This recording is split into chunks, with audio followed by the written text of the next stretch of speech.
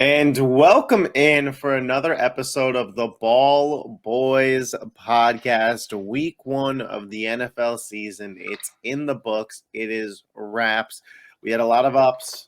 We had some serious downs, especially on Monday Night Football, that we're going to hop into. A overall sloppy weekend of football, to say the least. But what do you expect? The guys don't play preseason anymore. More injuries, more sloppy play. This is what happens. But we got to start, of course, with Monday Night Football. Bills, Jets. This may have been the most eventful Monday Night Football game that I can remember. Of course, we have the Aaron Rodgers injury. We have Josh Allen with 4 turnovers. He's facing washed allegations. We have the Jets with Zach Wilson winning in overtime on a punt return touchdown from a rookie in Xavier Gibson, who found out a week ago that he made the roster. This is a guy that was on the cut bubble. Now he's winning games in week 1 prime time for the team. And, Nolan, I got to toss it over to you because your lock of the week, it hit. The Jets won. Your absolute lock of the week, it hit. But as somebody who was a Jets believer this year, super high on them. Obviously, it's not confirmed Achilles, but it feels like we're about 90% of the way to Aaron Rodgers' season being over. Where's your head at as the Jets truther on the show? Hey, Jets money line was never a doubt, bro. So I'm wearing the shades. I'm super sad today. Because if you guys watched the game last night, bro, that team with Aaron Rodgers looked very good. I know we only saw like 4 snaps with him, but if I assume that offense would be pretty good, and that defense, you guys saw what was happening. So for me, just watching that, I felt so bad.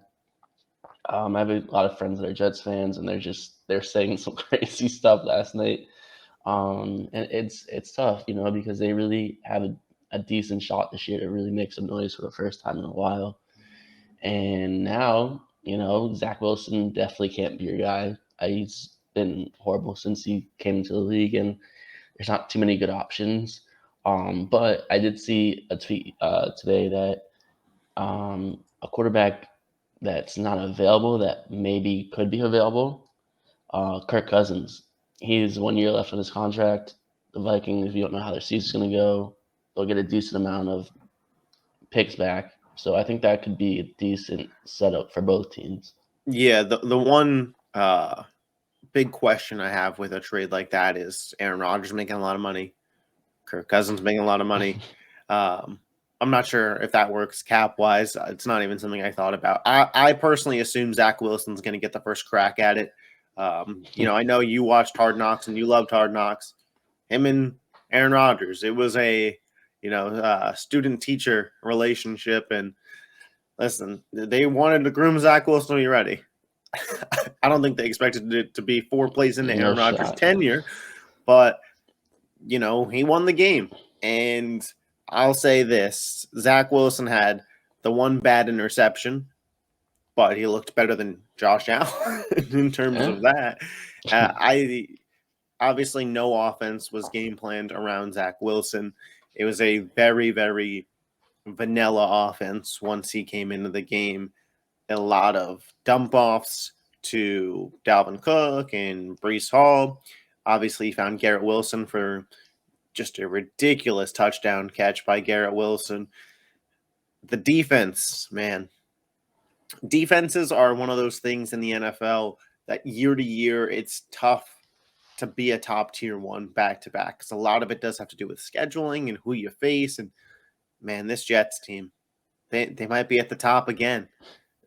Their secondary is, dare I say, the best I have seen since the Legion of Boom.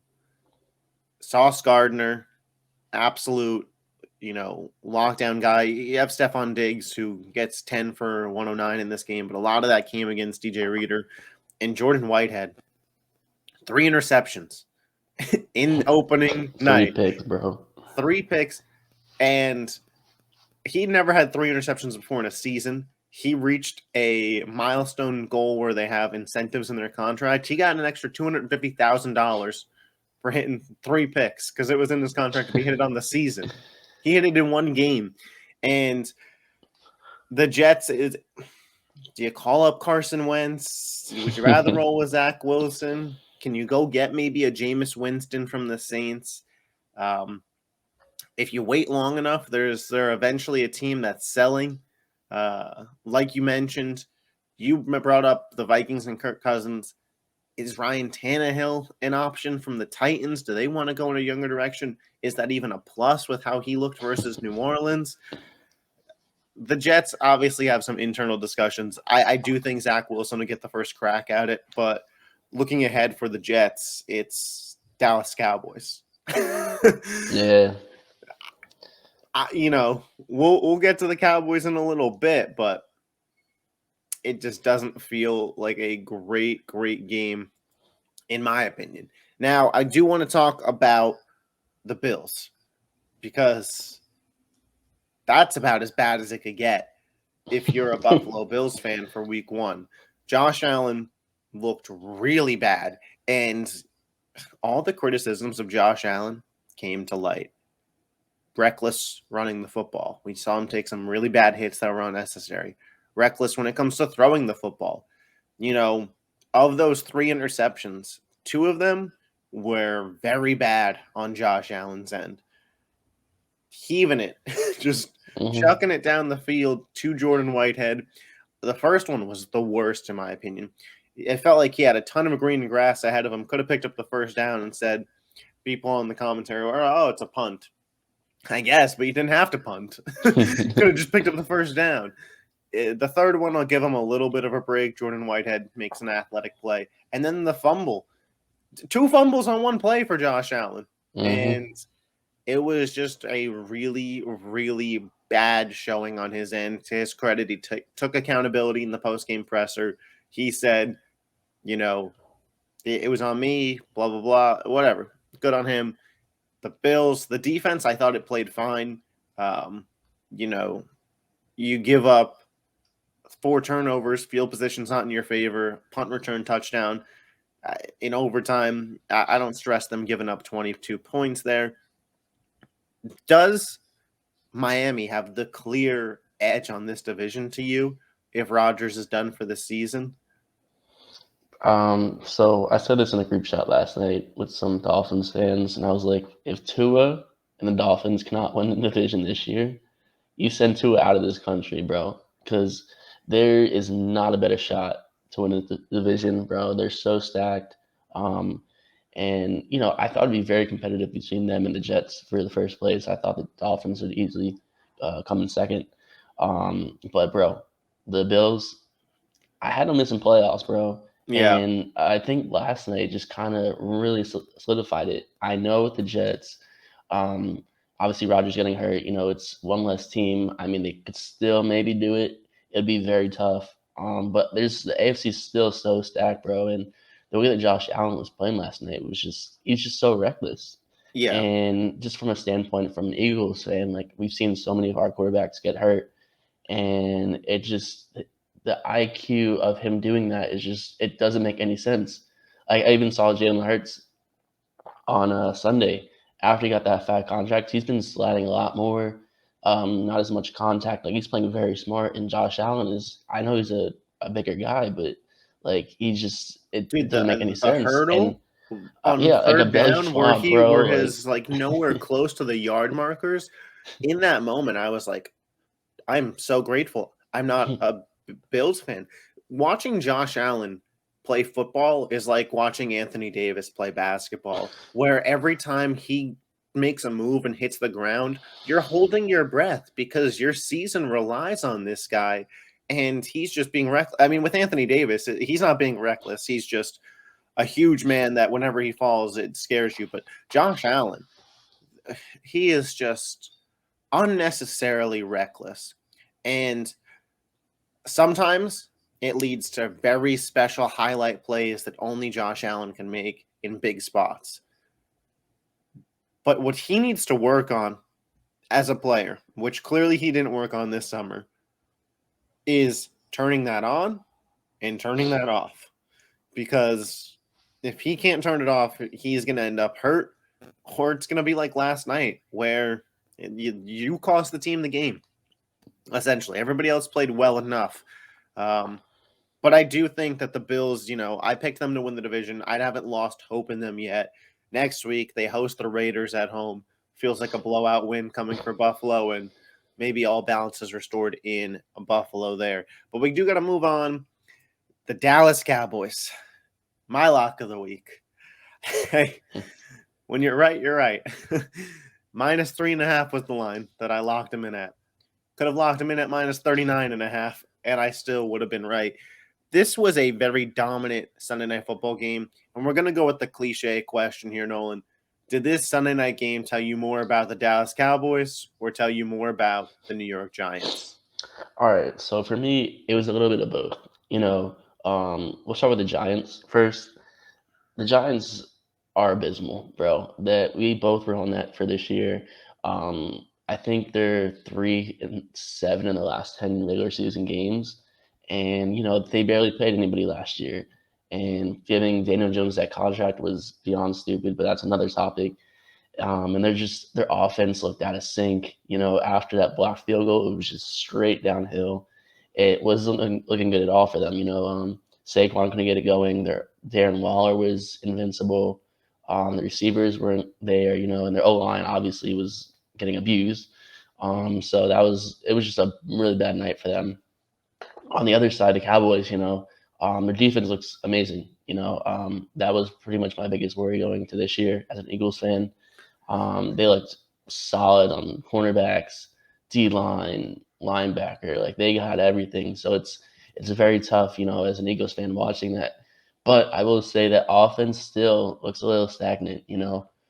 Watching that team, I know, they were up 40-0 at one point and didn't have to really use the full playbook. But I still worry that with Dak as your quarterback and that offense, you're just waiting for something bad to happen.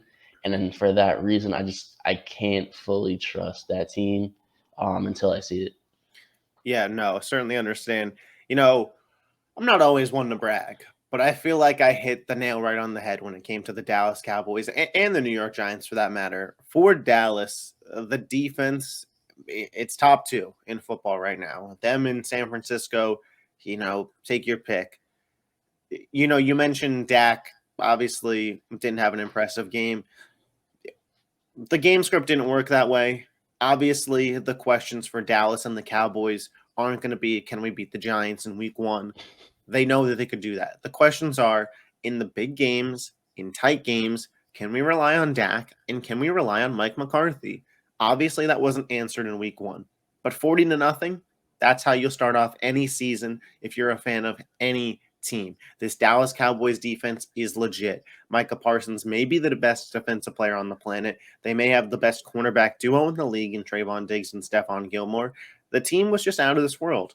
Blocked field goal for a touchdown, pick six for a touchdown.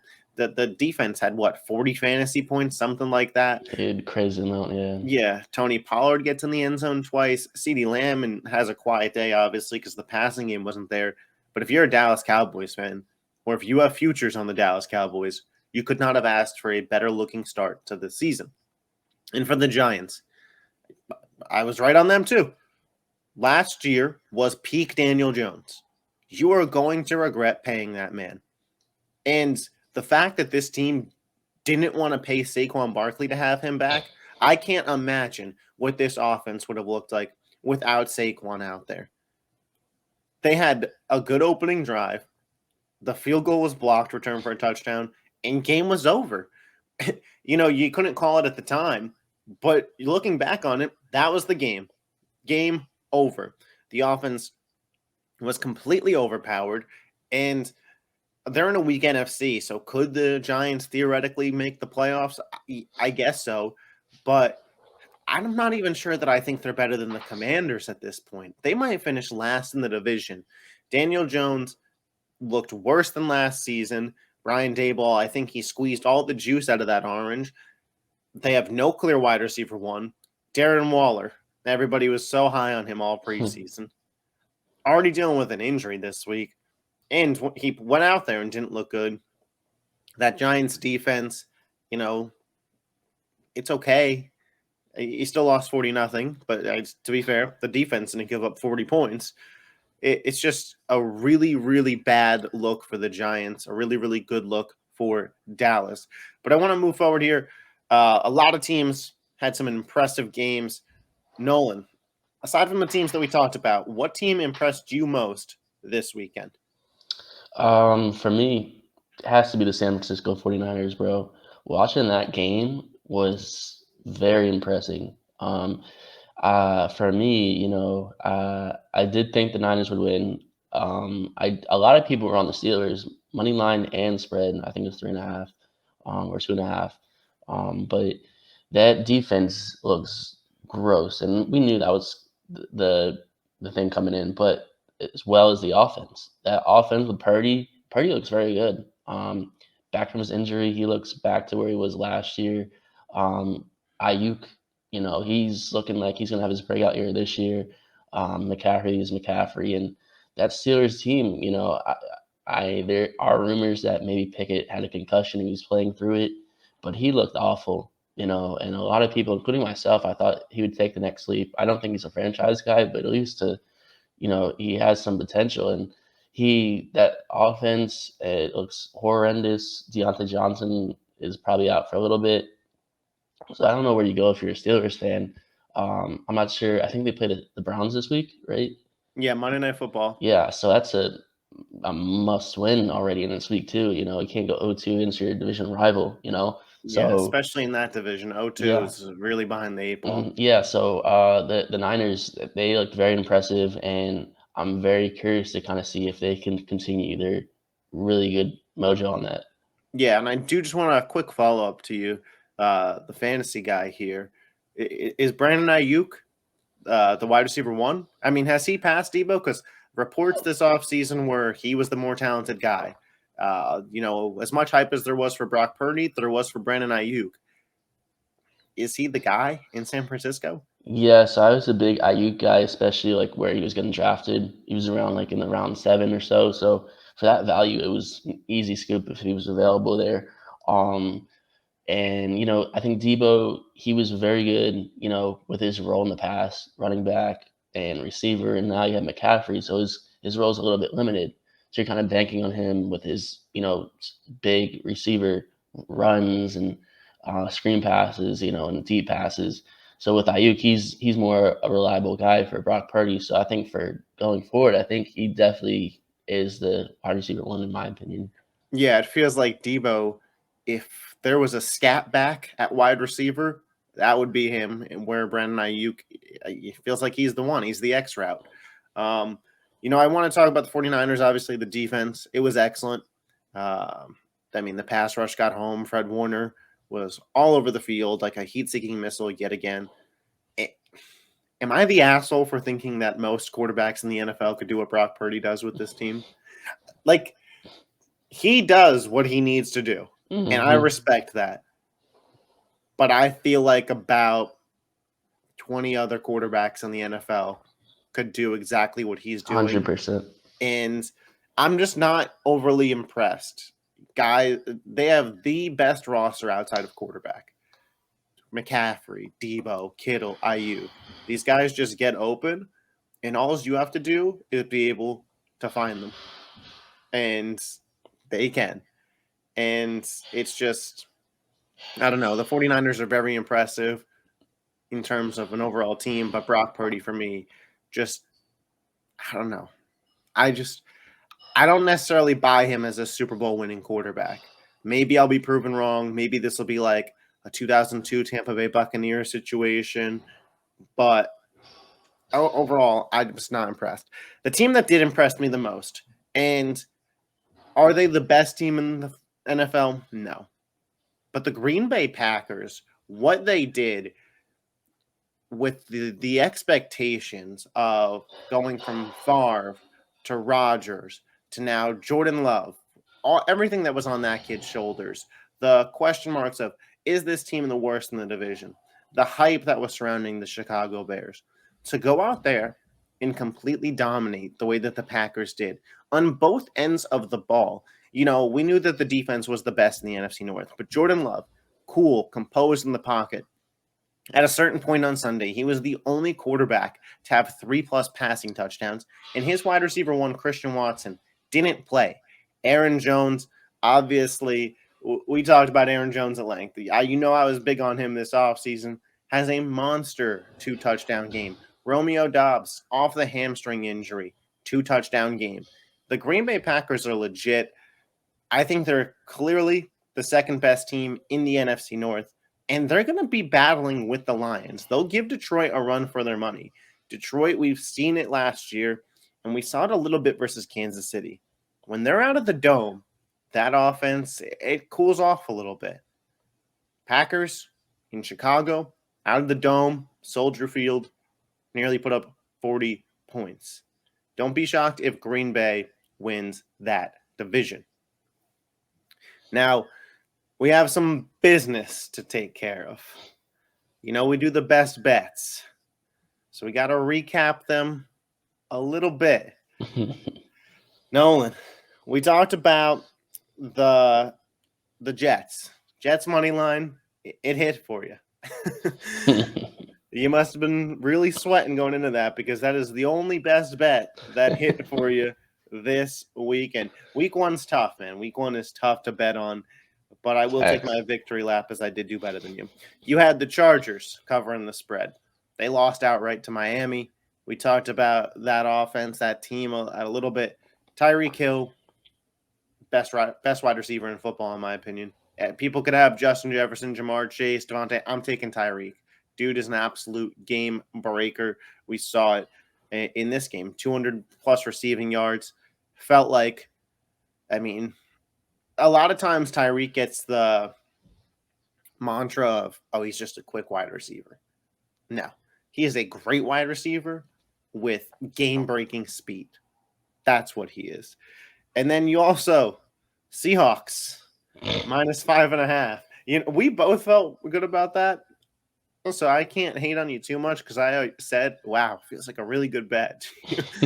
And they lose outright to the Rams. And if I remember correctly, you said on the last show that you wished you could go back and take the Seahawks to win that division.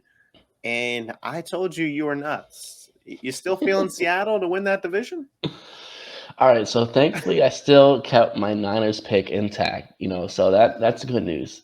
Bad news is I picked the Seahawks in my survivor pool, and that really killed me there.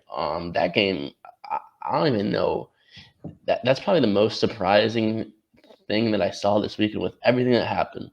That game, I was totally shocked, bro. McVay and Stafford, like they had like nobody out there. Obviously, you got Tutu Atwell, he's balling, and my man Puka, I got him in a fantasy league, and he dropped 100 yards in his first game, bro. Yeah, And him and Atwell, both with 119. Yeah, both of them, and Higby really kind of laid a stinker, but I think the biggest problem with the Seahawks, that O-line is abysmal, bro. And they just cannot get anything going that whole game. I think the Seahawks went 3 and out like the last 3 drives in a row. Like it was beyond brutal. And, going to the season, a lot of people thought they couldn't make a run for the division, at least playoffs. It just never made sense to me. It doesn't look good. It does not look. You can't lose to the Rams like that at home first game. Like that's horrible. Yeah, it never made sense to me, the love that Seattle was getting. And I don't mean for this show to turn into a where Dylan was right segment, but the love for Seattle somehow over the last 2 weeks of the preseason skyrocketed, and I don't know where it came from. You had analysts on TV talking about Seattle in the NFC Championship beating the Eagles, and I was just lost because I was like, am I missing something? Everybody's in on Seattle. What's going on?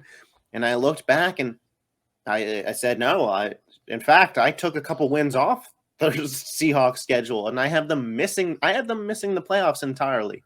30th ranked O-line, 30th ranked D-line.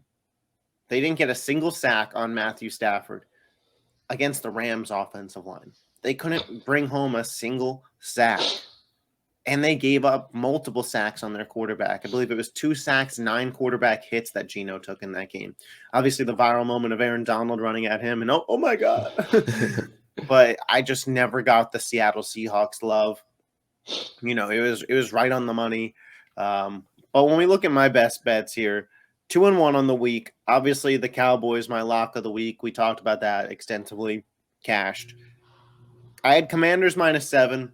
Didn't hit. I feel good about the process. I feel good about the process in terms of the Cardinals being a team that you could bet against. A lot of people had Washington in their survivor pool, and that one came down to the wire. Mm-hmm. Sam Howell, his he's not a rookie, but his youngness showed. He's got some work to do at the NFL level for sure. But Washington, they squeak out the win. A lot of games rainy this weekend. It was rainy there in DC. So maybe in better conditions, they do cover that spread, but they didn't. And of course, I had the Packers +1.5. We talked about them. That hit 2-1 for me, 1-2 for Nolan as we keep moving into the year. This Thursday we'll be giving out, this Friday we'll be giving out 3 more picks. But that's all we got for today's episode. Be sure in the comment section to let us know your thoughts on the Jets and Aaron Rodgers injury, any of the teams we talked about, any of the teams we missed. We'll interact with y'all in the comment section. If you're a Ravens fan and you want to say, hey, how come they didn't talk about my team beating down the Texans? Because everybody saw that coming. But we'll talk with you in the comment section about it. Make sure you give the College Kids a follow on Twitter if you are looking to win sports bets. Follow me and Nolan for your latest on NFL news, NFL updates, our thoughts and opinions in real time. And until next time, peace. Deuces.